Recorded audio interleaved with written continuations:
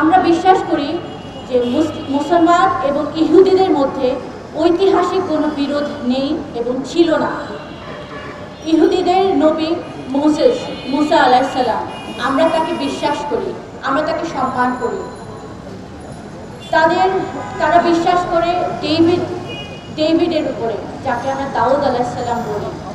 যেই ডেভিডের মন্দির নির্মাণ করার জন্য আজ ইহুদিরা মরিয়া হয়ে আছে, সেই ডেভিডের সেই পুনঃস্থাপনের সেই মন্দিরকে আমরা নবীর স্মৃতিচারক হিসেবে আমরা সম্মান করি। কিং সোলেমান আলাইহিস সালাম, তার প্রতি আমাদের অগাধ বিশ্বাস, কারণ তার কথা পবিত্র কোরআনেও উল্লেখ করা আছে। ঈসা আলাইহিস সালাম, আমরা ঈসা আলাইহিস সালামকে নবী হিসেবে বিশ্বাস করি এবং আমরা তার উপর ঈমান রাখি।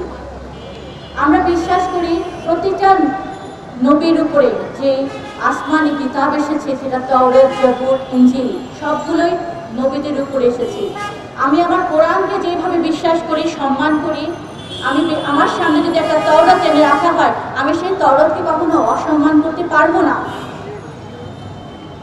তাহলে আজকে আমরা দেখতে পাচ্ছি ইসরায়েলের রাষ্ট্র মুসলমানদের উপরে চরমভাবে আক্রোশ দেখাচ্ছে, তাদের বিদ্বেষ।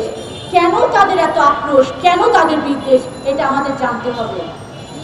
2000 বছর ধরে ইহুদিদেরকে ইউরোপের খ্রিশ্চানরা তাদেরকে পিটিয়ে মেরে তাদের বাড়ি ঘরকে আক্রমণ করে লুটপাট করেছে। এইভাবে ইহুদিদের যে জনগোষ্ঠীকে পরিকল্পিতভাবে যে অ্যানিহিলেট করার চেষ্টা করা হয়েছিল, যেটাকে বলা হয় যে পগ্রম, যেটাকে অ্যানিহিলেট করতে চেয়েছিল, এথনিক ক্লিনজিং যেটাকে বলা হয়। সেই সময় যখন ইহুদিদের উপরে ইউরোপিয়ান খ্রিশ্চানরা এইভাবে তাদেরকে অ্যানিহিলেট করছিল, তখন মুসলমান সুলতানরা, স্পেনের সুলতান, ইহুদিদেরকে রক্ষা করার চেষ্টা করেছিলেন। তাহলে আজকে ইহুদিরা কেন মুসলমানদের উপর এত চড়াও, কেন মুসলমানদেরকে পৃথিবীর বুকের থেকে নিঃশেষ করে দিতে যাচ্ছে, নিশ্চিহ্ন করে দিতে যাচ্ছে? কেন তারা মুসলমানদের শিশুদেরকে পাখির মতন গুলি করে হত্যা করছে? এই সত্য আমাদেরকে জানতে হবে। এর পিছনে কি কারণ, এই কারণ আজকে আমাদেরকে জানতে হবে।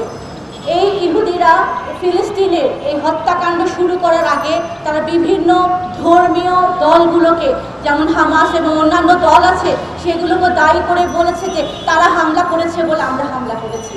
কিন্তু এই দলগুলো তো ফিলিস্তিনে ছিল না, এই দলের তো কোনো অস্তিত্ব আগে ফিলিস্তিনে ছিল না। সেগুলো তৈরি করার প্রেক্ষাপট কি ছিল? এই মহাসত্য আজকে মানব জাতির জানতে হবে, মুসলিমদেরকে জানতে হবে। বিশ্বযুদ্ধের পরে তারা একটা পরিকল্পনা করলো যে ইহুদিদেরকে ইঙ্গো মার্কিন একটা সিদ্ধান্ত, একটা পরিকল্পনা অনুযায়ী তারা ইউরোপের সমস্ত ইহুদিদেরকে এনে তারা প্যালেস্টাইনে মুসলমানদের ঘর বাড়িতে তাদেরকে পুনর্বাসন দিল। সেই থেকে শুরু হলো সংঘাত, সেই থেকে শুরু হলো সংগ্রাম, সেই থেকে শুরু হয়েছে যুদ্ধ। তাহলে এটা তো কোনো ধর্মযুদ্ধ না, এটা তো কোনো ধর্মের কোনো সংঘাত ছিল না, এটা ছিল একটা আগ্রাসনের বিরুদ্ধে লড়াই। এটা ছিল সাম্রাজ্যবাদী আগ্রাসনের বিরুদ্ধে ফিলিস্তিনিদের ঘর বাড়ি রক্ষা করার, তাদের অস্তিত্ব, তাদের ভীতি রক্ষা করার লড়াই ছিল। সেই লড়াইকে আপনি সন্ত্রাসী কর্মকাণ্ড বলতে তো পারেন না। এই ফিলিস্তিনিদেরকে যখন এইভাবে মারা হচ্ছে, যখন তাদেরকে ধ্বংস করে দেওয়া হচ্ছে, যখন তাদের উপরে এইভাবে এগ্রেশন চালানো হচ্ছে, তখন তারা তাদের যা আছে সব কিছুতে প্রতিরোধ করেছে এবং এদেরকে এই চরম অবস্থায় বাধ্য করা হয়েছে, তাদেরকে ঠেলে দেওয়া হয়েছে যুদ্ধে লিপ্ত হওয়ার জন্য। কারণ এটা ছিল তাদের অস্তিত্বের লড়াই, যেখানে ফিলিস্তিনিদের সামনে তাদের সন্তানদের, তাদের স্ত্রীদের, তাদের পুত্র, স্বামী সব কিছুকে ধ্বংস করে দিয়েছে। তারা তখন আর বেঁচে থাকার কোনো চিন্তা ভাবনা করতে পারে না। তারা তাদের অস্তিত্বকে লড়াই করার, তাদের মাটিকে রক্ষা করার জন্য এই উগ্রবাদীদের বিরুদ্ধে, এই আগ্রাসনের বিরুদ্ধে, এই জুলুমের বিরুদ্ধে তারা হাতে অস্ত্র নিয়ে তারা যুদ্ধে নেমেছে।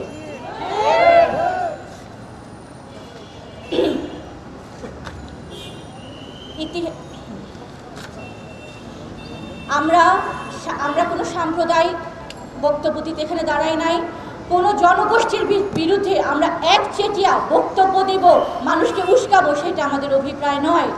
আমাদের কথা হচ্ছে ইহুদিরা যেইভাবে আদমকে এবং হাওয়াকে অ্যাডম অ্যান্ড ইভের সন্তান বলে নিজেদেরকে বিশ্বাস করে, আমরাও এই শিক্ষা নিয়ে বড় হয়েছি যে আমরাও আদম হাওয়ার সন্তান। তারা যেভাবে ইব্রাহিমকে তাদের ফাদার অফ দ্য নেশন বলে, আমরাও বিশ্বাস করি মুসলিম জাতির পিতা হচ্ছেন ইব্রাহিম আলাইহিস সালাম। তারা যেভাবে বিশ্বাস করে যে পরকাল আছে, আমাদেরকেও সেই শিক্ষায় দেওয়া হয়েছে। তাহলে এটা বোঝাই যায় যে মুসলিম এবং ইহুদিদের জাতিসত্তার গোড়া এক জায়গায়। তারা যেইভাবে নবীদেরকে বিশ্বাস করে, তাদের আসমানি কিতাবগুলোকে বিশ্বাস করে, একইভাবে আমরাও আমাদের নবীকে বিশ্বাস করি এবং অন্য ধর্মের নবীদের উপরে আমরা সম্মান রাখি, তাদেরকে আমরা শ্রদ্ধা করি, তাদেরকে আমরা সালাম জানাই। তাদের উপর নাজিলকৃত সেই ঐশী গ্রন্থগুলোকেও আমরা আসমানি কিতাব বলে আমরা বিশ্বাস করি। তাহলে আমাদের কথা হচ্ছে এই সংঘাত, এই বিরোধ কোনো ধর্মের বিরোধ নয়, এটা হচ্ছে একটা উগ্রবাদী, একটা সন্ত্রাসী গোষ্ঠী, এটা হচ্ছে একটা আগ্রাসনের বিরোধ। এই বিরোধের বিরুদ্ধে আমাদের সবাইকে একসাথে, পুরো মুসলিম উম্মাহকে ঐক্যবদ্ধ হয়ে আমাদের এই বিরোধে আমাদের দাঁড়াতে হবে, আমাদের এই বিরোধিতা করতে হবে।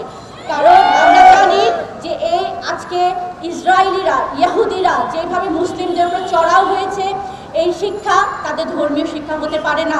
তারা তাদের মূল শিক্ষা থেকে সরে গিয়েছে বলে আজকে তারা মুসলমানদেরকে এইভাবে অত্যাচার করছে, তাদের উপর গণহত্যা চালাচ্ছে, তাদের বাড়ি থেকে তাদেরকে উচ্ছেদ করে, তাদের সন্তানদেরকে গুলি করে একেবারে পাখির মতন মেরে ফেলছে।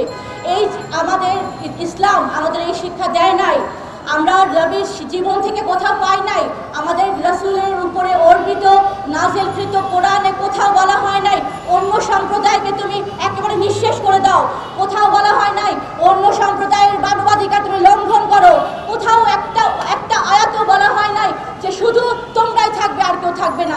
প্রত্যেক জায়গায় আমার নবী বলেছেন আমি মানব জাতির নবী হিসেবে আবির্ভূত হয়েছি, অর্থাৎ ইহুদি, খ্রিস্টান, বৌদ্ধ, মুসলিম, হিন্দু সবার জন্য সর্বশেষ যিনি নবী হিসেবে, রাসূল হিসেবে আবির্ভূত হয়েছেন তিনি হচ্ছেন হযরত মুহাম্মদ সাল্লাল্লাহু আলাইহি ওয়াসাল্লাম। এবং আমরা তার অনুসারী দাবি করি, আমরা তার পদাঙ্কন আমরা অনুসরণ করব, তার শিক্ষা আমাদের জীবনে শিক্ষা হবে, তার আদর্শ আমাদের আদর্শ হবে। সেই আদর্শই আমরা ধারণ করেছি হিজবুত তাওহীদ, আমরা সেই আদর্শের শিক্ষা পেয়েছি। আমাদের মূল লক্ষ্যই হচ্ছে মানুষকে একটা শান্তিময় জীবন বিধান উপহার দিয়ে পৃথিবীকে একটা জান্নাতের পরিবেশে পরিণত করা। সেই জন্যই আমরা কাজ করে যাচ্ছি।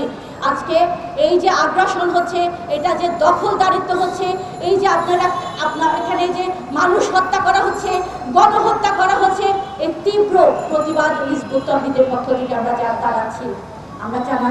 আমরা দাঁড়িয়েছি অন্যায়ের বিরুদ্ধে প্রতিবাদ করার জন্য। আমাদের প্রতিবাদ হচ্ছে সকল জুলুমের বিরুদ্ধে, সকল অন্যায়ের বিরুদ্ধে, সকল অবিচারের বিরুদ্ধে, মানবাধিকার লঙ্ঘনের বিরুদ্ধে আমরা হিজবুত তাওহীদ তীব্র নিন্দা জানাচ্ছি। এবং আমরা আশা করব, আজকে আমার প্রাক্তন বক্তা একজন বলে গেছেন যে ঘুমন্ত বাঘ, যেই বাঘকে তোমরা ঘুম পাড়িয়ে রেখেছো সেই বাঘ এখন জাগতে শুরু করেছে, শত শত বছরের নিদ্রা কাটিয়ে সে এখন জেগে উঠছে। আমরা বলতে চাই যে একবার যদি ইনশাআল্লাহ এই মুসলিম উম্মাহ যদি তাদের আসল স্বরূপে জেগে উঠে, তাদের আদর্শ ফিরে পায়, তাদের কর্মসূচিতে তারা ঐক্যবদ্ধ হয়, ইনশাআল্লাহ এই মুসলিমরা হবে পৃথিবীর সবচেয়ে বড় পরাশক্তি ইনশাআল্লাহ।